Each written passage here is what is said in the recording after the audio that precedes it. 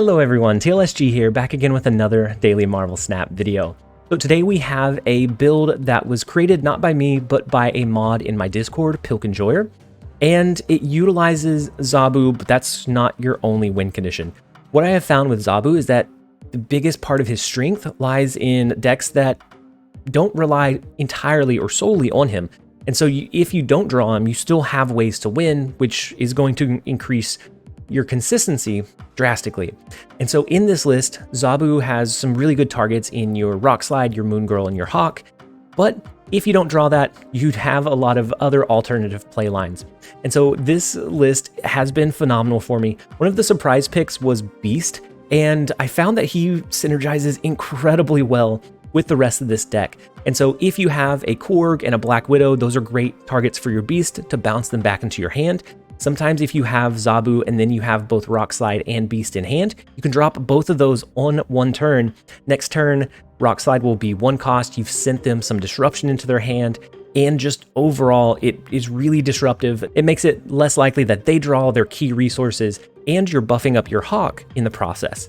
And so Agent Collusion is another kind of sleeper pick that I think works really well with Zabu. He is going to give you a random 4 and 5 cost card. So on the worst case scenario, he's reloading your hand. The best case scenario, you have Zabu, you get a 4 cost card, which is now reduced to 2, and it's a valuable card to use, and then you can just get some insane value from it. But at the worst case scenario, like I said, you can use Moon Girl with the cards that he generated. That's going to increase the power of your Devil Dino.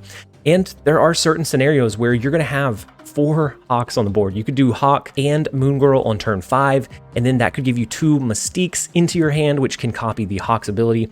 Yes, they might be able to Enchantress one of the lanes, but they're not going to be able to target every single one. And so overall, this list is incredibly fun. It is very different than any other list that I've really seen. It has a lot of unique quirks and a lot of different play paths that I think make it successful. And if I didn't mention it, Pilk used this to reach infinite on day 1 of the season. So he blasted past all of the ranks. He is already infinite, and now he can just relax for the rest of the season. So we're going to run this a little bit more. I've tested it. I gained about 50 cubes, and so far it has felt phenomenal. Let's jump over into a couple of games. I hope you guys enjoy.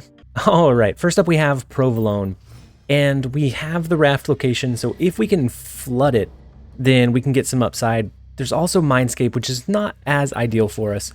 We could do Korg into Psylocke on 3, maybe do Beast and another card into the raft location on 4 to bounce those cards back into our hand. We can reuse them. But with Mindscape, it does pose a little bit of an issue. I'm going to go ahead and we're going to do the Psylocke ramp. We're going to try to compete for the raft location. Wow, never mind. The Cosmo directly counters us there, which is really unfortunate. We can do Zabu. They're not going to be able to take away Zabu's ability. Next turn, we could do Hawk and Rock Slide into switching hands, and then at that point, it doesn't matter as much. Oh, I guess we don't want to do Hawk into the raft, though, because that would give us a free resource that we're just going to trade off and give to them, right? And so instead, we want to kind of spread out our power potential. We are going to drop Hawk last, just in case we draw into our Mystique. If we draw into our Mystique, that's the most ideal. Oh, wow, they use an arrow which pulls both of our cards into Mindscape, which is okay. It's not great, but it's not terrible either. We are going to switch hands, so if they had a leader, we're going to copy the leader. They did have the leader play. So we do draw Devil Dino. We sent the opponent Beast, and I don't know that we sent them really much else. We can do Devil Dino into the raft. We know that they don't have leader, they don't have arrow to move the card around. I think we should be safe in that play line. They do push for the raft location. Let's see if we pushed harder. They have the Beast that doesn't go off. They have Agent Coulson, which does not go off. And our Devil Dino is just going to be a little bit bigger, and we are going to be able to find the win. We could have also played it over into the far right lane. Just the flexibility of being able to work around the Cosmo. Not a fantastic showing, but a lot of times this deck isn't just going to wow you. It just consistently pushes out good value and good tempo onto the board. Let's go ahead and jump over into the next one. All right, next up we have Eternal Eclipse. The first location is Sokovia. It gets rid of our Psylocke. It gets rid of their Infinite. So if they're running a Hela deck, then that might be bad. If they're running something that has the resummon, so a Ghost Rider play, then that's bad. So we don't want to snap just off the fact that they lost their Infinite. Oh my gosh. Into the Quinjet, which would reduce the cost of all cards that didn't start in their deck by 1, straight into the Isle of Silence. I almost want to snap off of that, but we don't have a great hand either. We have Sarah, we have Mystique. We still need some other key resources here. So the 2 other 1-cost cards, it could be that they're running a Khazar Zoo 1-cost deck, and then their ultimate payoff is the Infinite into a Dracula. And so if that's the case, then their Infinite discard is huge for us. I'm going to go ahead and play our Korg. We do have our Hawk now. I'm going to play Korg. We're going to snap off of it. That's going to give them a couple of extra resources into their deck to buff up our Hawk. I don't know if we're just going to pass next turn, or maybe if we get a Moon Girl, we use Moon Girl to double down on our Hawk. We could do the triple Hawk onto the board. So they do use a Psylocke to ramp up into whatever they're going to play next. And so I'm going to go ahead and play Agent Coulson into mid. That will generate some additional resources for us, and we can decide whether we want to lean into those. Maybe we do a Sarah. Never mind, Sarah got hit with Iceman. We're not going to do a Sarah. So they use a magic. What kind of deck are they running? So our Agent Coulson is going to give us some additional value. We get the Wong and the White Tiger. What a beautiful pair that Wong just gave us. We could do Wong into next turn. We could do White Tiger, or we could do Black Widow and Hawk. On the last turn, we could do something like the White Tiger or the Mystique.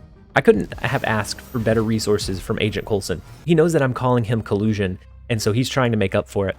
So we do get Rock Slide here. So we could do Rock Slide into the double Black Widow. That's going to make sure that they have 7 cards left in their deck at the end of the game. So each of these resources would be 14. We're going to go with that. We've already snapped, so we're just playing on curve. I don't necessarily like capping out. I guess we could have played Black Widow into any one of the lanes, right? It didn't necessarily matter that we triggered it twice.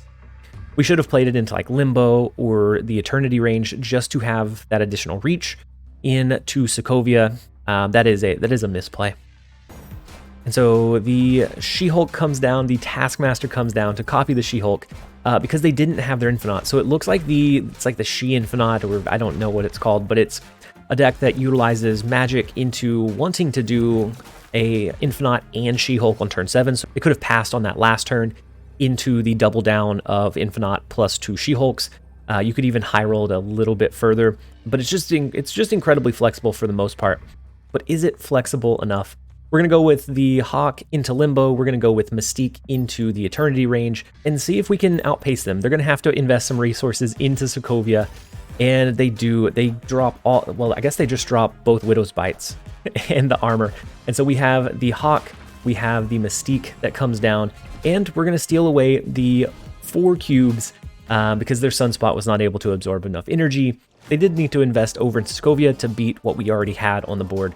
We will take those. Again, not a flashy showcase, but it does what it does well. It's very flexible. Agent Coulson came in clutch in that game, giving us the Wong to double trigger the Rock Slide, which then buffed up our Hawk and Mystique considerably. Let's go ahead and jump over into the next one. All right, next up we have Mr. J Flow. The first location is Luke's Bar, and actually, I probably had the coolest win I think I've ever had in Marvel Snap with a Luke's Bar with this deck. I had a Korg that I played on 1. I bounced it back into my hand with a Beast, and then Korg was free, and I played him into Luke's Bar the rest of the game. Into a final turn, Moon Girl and Hawk in Luke's Bar, so that Moon Girl capped out my hand. Hawk stayed into the Luke's Bar location, and it was a phenomenal playline. So Sakaar did pull into their wave. It pulled into our Mystique. So they snapped. If we can draw a Beast, we can actually bounce Mystique back into our hand, and we'll be able to utilize her. We don't need to force it. Since Sakaar pulled into the wave, it's actually active for 2 turns, which is kind of frustrating. It locks both of us out of the game until turn 4. Definitely, I don't think that's how that interaction should work, but it is how it currently works. So the one advantage that we do have is that we have both Hawk, we have Devil Dino, and we have Moon Girl. Actually, we could do the Rock Slide this turn, but I think we're going to do Hawk. The cards are going to shift over into the Bifrost. We're going to be able to throw Devil Dino probably into Sakaar, into a last turn Moon Girl in Luke's Bar. That will cap out our hand. Unless they have a way to push power into Luke's Bar, we should be able to steal that one away, and it will reload our Devil Dino in the process. So they did play the Jessica Jones into the Bifrost. I assume that they probably don't play over there this turn. I am going to go ahead and do Devil Dino. Next turn we could do both Korg and Moongirl to buff up Hawk just a little bit, and then our Devil Dino should be capped out at 17 power. So they do flood a Mysterio and I guess one other resource onto the board. This could be the real one. This one could be the real one. We don't know for sure. They do have Black Widow, so they send us a Widow's Bite. That doesn't necessarily hurt us all that much.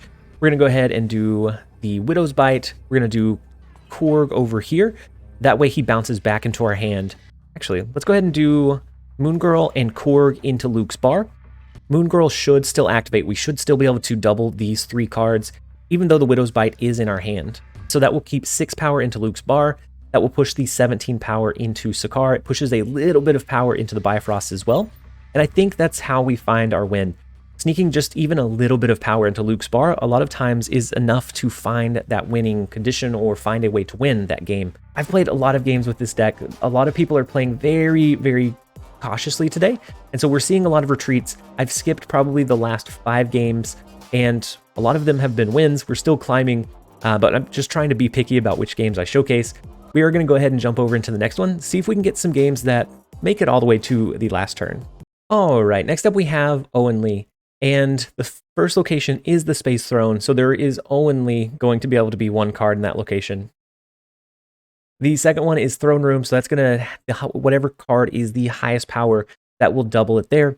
So most likely we'll throw something like our Devil Dino there, maybe on the last turn. We also have Mystique as a way to copy Devil Dino's ability if we don't draw into our Hawk. We were thinking about ramping into a Rock Slide on 3, but I think we're going to ramp into a Sarah on 4 instead.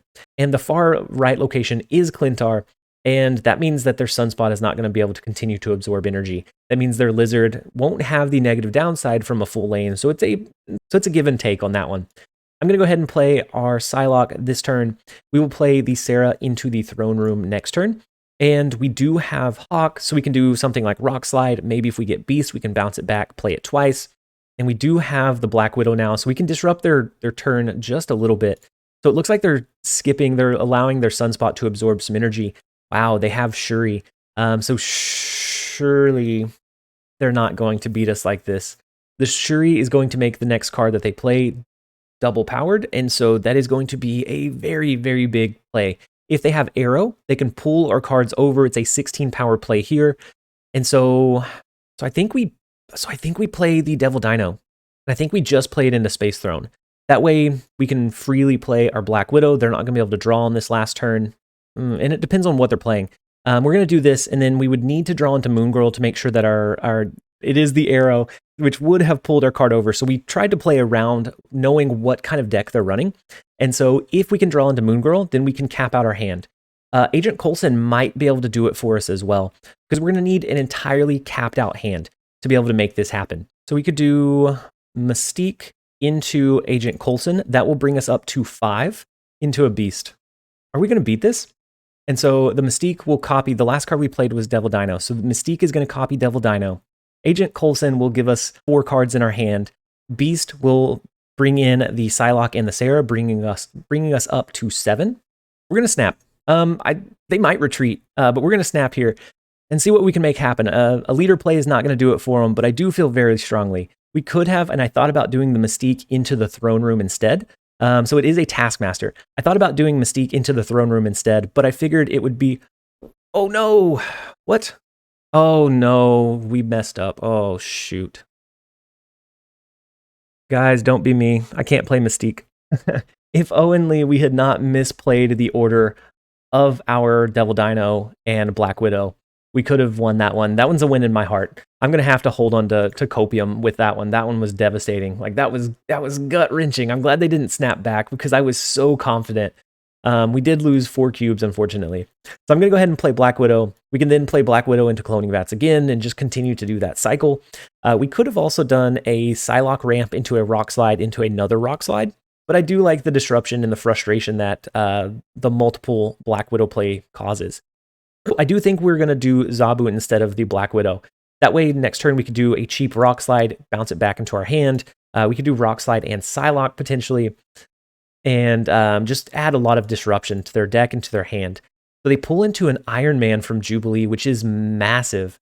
And we're going to avoid playing anything into Hala because we don't want to get rid of this space.